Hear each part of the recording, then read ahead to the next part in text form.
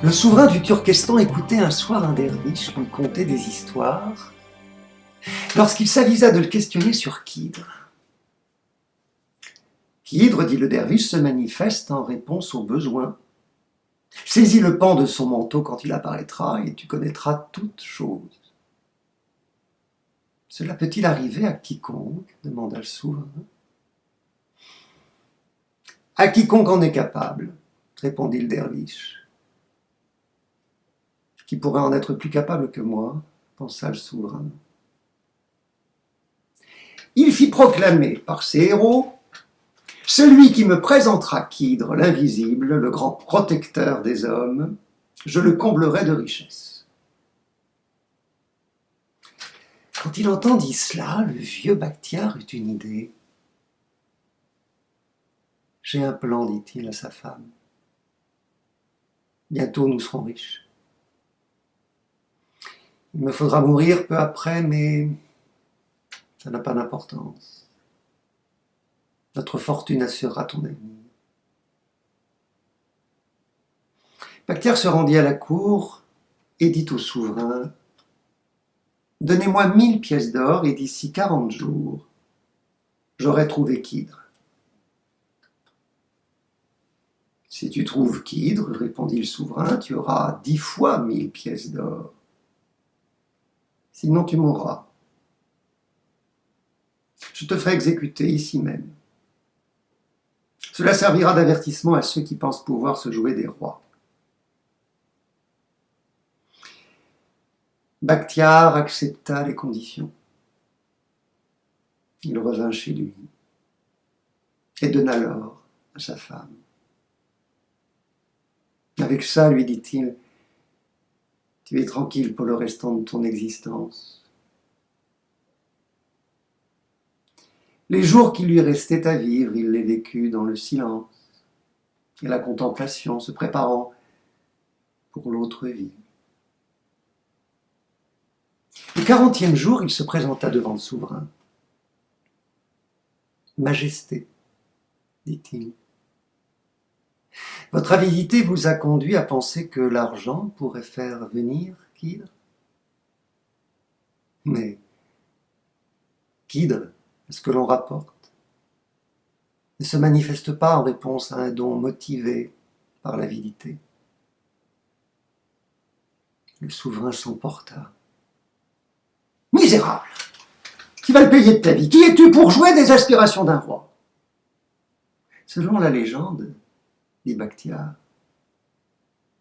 tout homme peut rencontrer Khidr, mais la rencontre n'est fructueuse que si ses intentions sont justes. Khidr, dit-on aussi, ne vient voir un homme que dans la mesure, et pour le laps de temps, que cet homme mérite qu'il se consacre à lui. C'est là quelque chose sur quoi ni vous ni moi n'avons le moindre pouvoir. « En voilà assez, étonna le roi. Ces arguties ne prolongeront pas ta vie. Il ne me reste plus qu'à demander conseil à mes ministres ici présents quant à la meilleure manière de te mettre à mort. » Il se tourna vers le premier vizir.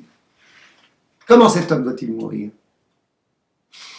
Qu'il soit grillé vif, cela servira d'avertissement, dit le premier vizir. L'ordre des préséances voulait que le second vizir prit enfin la parole. « Qu'on lui arrache les membres, un à un, prononça-t-il. » Le troisième vizir livra le fond de sa pensée.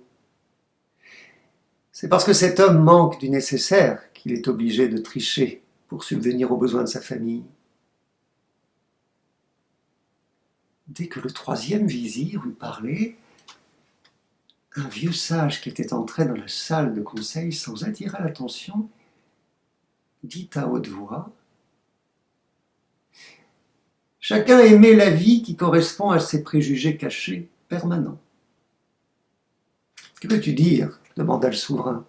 « Je veux dire que le premier vizir a débuté dans la vie comme boulanger, et aussi préconise-t-il de faire cuire ce malheureux. Le second vizir était boucher autrefois, alors il propose de l'écarteler. Le troisième vizir, qui a étudié l'art de gouverner, comprend quel est le fond de l'affaire. notez deux choses. Qu'Hydre apparaît et sert chaque homme en fonction de sa capacité à tirer profit de sa venue. Ce Bakhtiar, que j'appellerai Baba, en témoigne de son sacrifice. A été poussé par le désespoir à faire ce qu'il a fait. Il a accru son besoin. C'est ainsi qu'il m'a obligé à vous apparaître. Tous les yeux étaient fixés sur le vieux sage. Sous leurs yeux, il disparut. Le roi médita les paroles de qu'Hydre. Il alloua à Bakhtiar une rente à vie.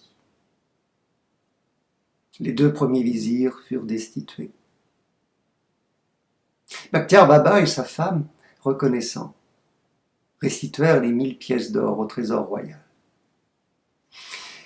Comment le roi put de nouveau rencontrer qu'Hydre et ce qui se passa entre eux, cela est consigné dans l'histoire du monde invisible. Selon la tradition, Bakhtiar Baba était un sage soufi qui menait une vie effacée au Khorasan, jusqu'aux événements relatés dans l'histoire que vous venez d'entendre. Cette histoire, également attribuée à beaucoup d'autres maîtres soufis, illustre le concept de l'entrelacement des aspirations humaines avec un autre domaine d'existence. Qu'Hydre est le lien entre ces deux sphères. Le titre de l'histoire est emprunté au fameux poème de Jalaluddin Rumi. De la nécessité naissent de nouveaux organes de perception. Homme, accrois ton besoin afin d'accroître ta perception.